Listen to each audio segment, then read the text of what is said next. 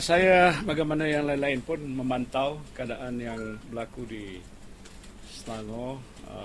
Episod yang terkini Menteri Besar dipecat oleh partinya ikut nasihat daripada pakar-pakar perlembagaan mengatakan dia masih Menteri Besar lagi. Apapun dari segi kerajaan pusat, kita nak melihat apa perkembangan seterusnya. Agak luar biasa perkara yang sedang berlaku sekarang ini. Minta maaf kalau kata macam kerakusan kuasa lah, sehingga menyebabkan negeri Selangor dalam keadaan terumbang-ambing, dan pastinya yang akan menjadi mangsa rakyat. Kita harap PKR ataupun Pakatan Rakyat tidak lagi dia bertanggungjawab nak menentukan soal utama ialah soal kepentingan rakyat di Selangor. Jadi apa-apa bentuk krisis bagi saya dia mesti diselesaikan cara yang sebaik-baiknya. Jadi kita akan tinjau apa yang akan berlaku selepas ini daripada satu fasa ke satu fasa, dan kita akan buat apa-apa keputusan untuk perkembangannya. Ya, merge dengan apa?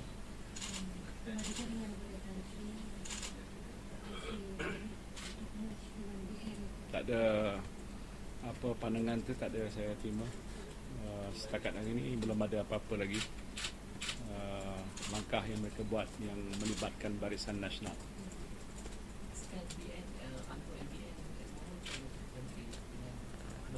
Ini masalah mereka, tapi yang saya sebut tadi, dengan sebab masalah itu dia sudah menjadi satu krisis, dan tentu yang menjadi beban dalam masalah krisis itu rakyat.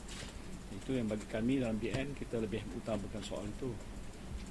Jadi kerana pakatan adalah kerajaan di sana, dengan krisis ni saya tak fikir rakyat rasa seronok dengan apa yang sedang pun berlaku, termasuk kami dalam Barisan Nasional. Jadi harus satu tindakan untuk mengatasinya dilakukan dengan segera. Kita tidak boleh nak mencampuri urusan dalaman, dan saya tidak mahu nak buat komen-komen yang melihat bahawa kita ni ada kepentingan. Kepentingan kita ialah melihat sudut apa yang rakyat akan hadapi dalam masalah sebegini. Itu kita nak supaya dia jangan berlarutan sehingga menjadi beban pada penduduk ataupun rakyat di Selangor.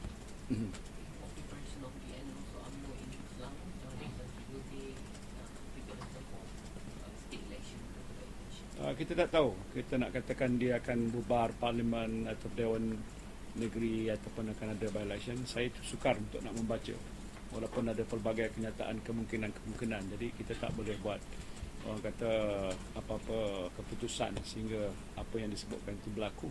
Jadi BN akan bertindak bila masa yang sesuai ikut keadaan apa yang berlaku di Selangor. Kalau kedudukan keputusan ini diutuh dan dibawa ke sidang Dewan Perwakilan Negeri, bagaimanakah kita punya stand? Kita akan putuskan di mana pendirian kita dalam soal itu bila sampai masa itu. Sekarang ada perbincangan sekali, ada permintaan nak berkumpul dengan pihak-pihak? Yang saya tahu tidak ada lagi.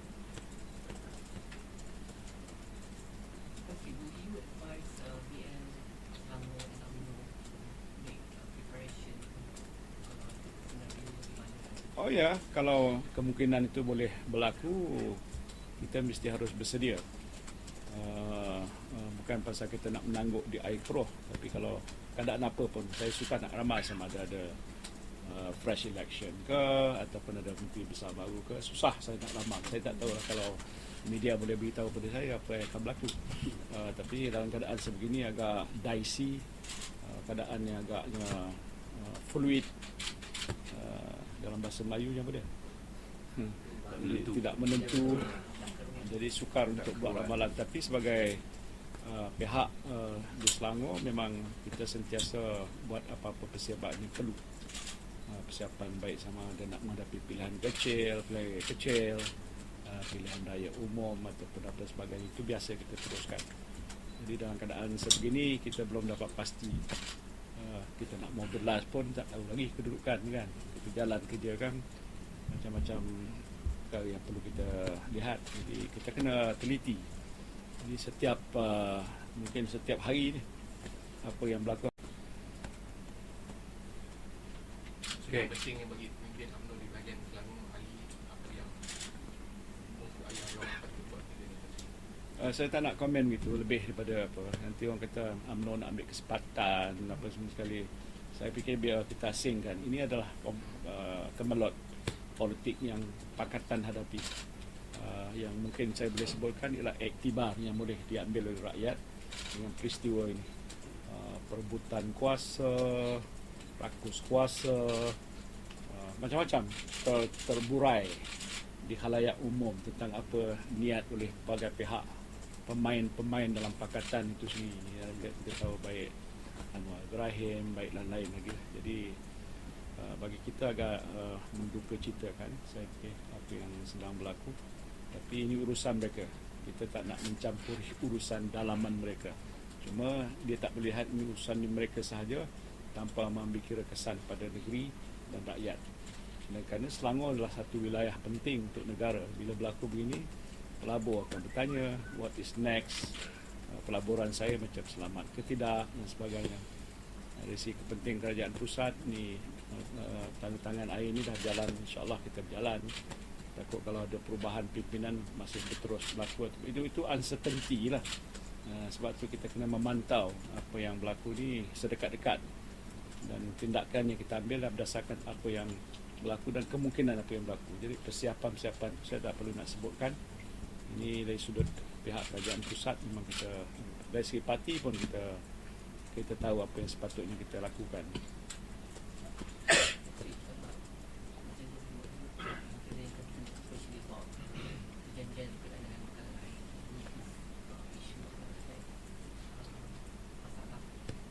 Alhamdulillah yang lepas baru tanda tangan Heads of Agreement, kerana isu pokok yang penting itu telah di peringkat ini agak satu peringkat selesai. Yang penting sekarang ni bagaimana mangat dua tu nak diteruskan, dan Menteri Besar yang ada sekarang ni nampak memberi kerjasama mengeluarkan title DO Development Order yang kita kandaki, tapi dia baru satu fasa. Ada lagi beberapa fasa pasal projek ni agak besar dan akan mengambil masa. Jadi banyak lagi bentuk kerjasama yang diperlukan daripada pusat kepada negeri untuk menentukan projek ini siap dalam jangka masa. Sementara itu kita menghadapi krisis air, bagaimana Selangor nak membantu menyelesaikan masalah krisis. Ini hal-hal yang agak genting yang sedang berlaku. Krisis politik pun ada, krisis air pun ada. Jadi segala-gala macam Selangor menghadapi masalah ini yang jadi kebimbangan kita lah.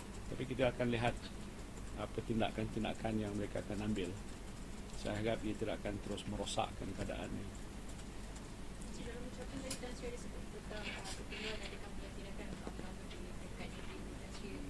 Saya react kepada apa yang Menteri Besar sebutkan tadi, yang saya setuju. Maknanya saya sebutkan awal tadi bahawa kita tak boleh bertindak seperti biasa. Perkara yang ada sekarang ni bukan boleh kata macam biasa lah, tak boleh. Pasal kita menghadapi satu cabaran yang getir, masalah politik yang sukar. Biar kita akui peringkat ini supaya kita buat persiapan-persiapan. Dan bila Menteri Besar sebutkan Pahang nak memulakan dengan membuat kajian, meneliti secara massal, mengadakan pelan tindakan, transformasi, itu langkah ke hadapan.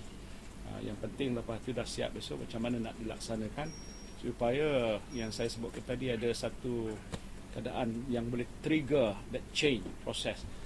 Orang kata, wow, itu dia. Apa yang wow factor baru yang Pahang boleh buat, mungkin Pahang boleh mendahului.